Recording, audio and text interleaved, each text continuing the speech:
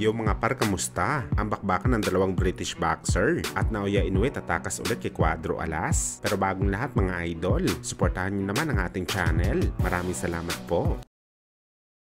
So matapos nga po ang matinding bakbakan sa pagitan ng dalawang sikat na British featherweight boxing superstar na si Leywood kontra kay Josh Warrington para sa pangalawang laban nila sa WBA World Title, kung saan mga idol nakuha po ni Leywood ang panalo via TKO sa round 7. At para sa mga boxing experts mga idol, kinikilala ito na isa sa mga greatest comeback sa boxing. Simula kasi sa round 1 hanggang sa round 6, halos pulbos ang inabot ng Leywood kay Warrington. Pati sa official scorecards mga idol, panalo si Warrington sa mga judges. Isang round lamang binigay nila kay Leywood, talagang one-sided lang ang naging laban. Pero nagulat ang lahat mga idol nang naalog si Warrington sa mga patama ni Wood sa round 7 na siya naman ang kinabulagtan niya sa lona. Bumangon pa naman si Warrington pero tinigil na ng referee ang laban dahil spaghetti legs na ang dating kampyon.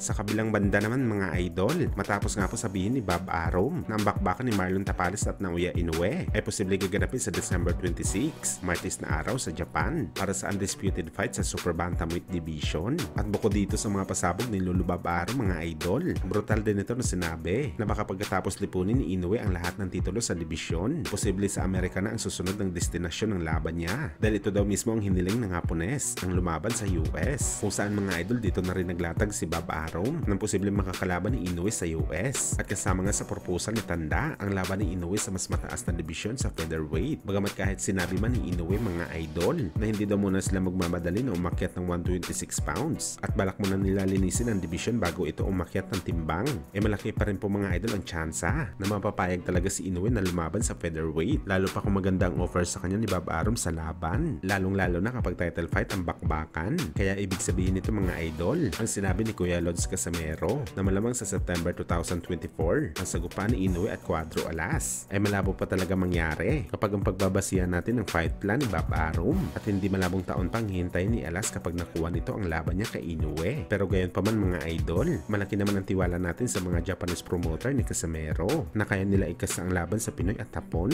bago pa si Inoue umakyat ng division sa 126 pounds. Samantala sa day 2 naman po na training ng angas ng Pinas General Casimero sa Japan para sa preparasyon sa laban nito kay Yoshinori Oguni next week, kung saan mga idol pinakita ni Casimero ang kanyang matinding galawan, lalo na mabilis na reflexes nito sa ibabaw ng boxing ring. Nagpapahiwatig lang talaga ito mga idol na kondisyon na talaga si Casimero sa kanyang pangatlong laban under sa Treasure Boxing Promotion.